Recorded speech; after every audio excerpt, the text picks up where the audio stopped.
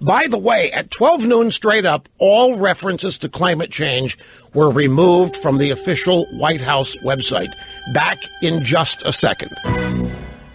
Hi, welcome back. It's great to have you. What Trump was signing was the formal submission of all of his cabinet nominations to the Senate.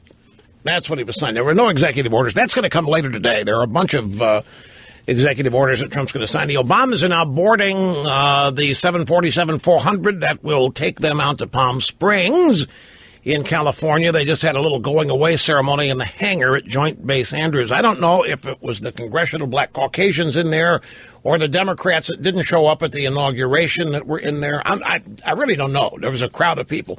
I remember when Clinton left in 2000, while Bill and Hillary were stealing furniture from the White House. And that, by the way, folks, that did happen. You may think that I'm being caustic or humor. No, they stole. Remember, Hillary said, we left the White House broke. They stole some furniture and other stuff at the White House.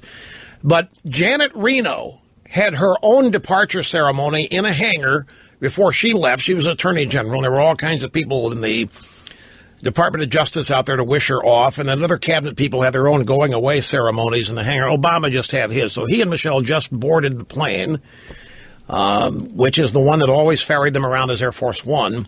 They are going to come back to Washington. They have to make their own way back. This is the last government trip they will be on unless there's a disaster somewhere and Trump decides to get all the former presidents together and send them over there to wherever it is, like Clinton did. I mentioned that at 11:59 a.m. today, the official White House website had a lengthy information page about the threat of climate change and the steps the federal government had taken to fight it. At exactly 12 noon, when Donald Trump took office, that page was gone, as well as any mention of climate change or global warming. It just vanished. And I hope it stays that way.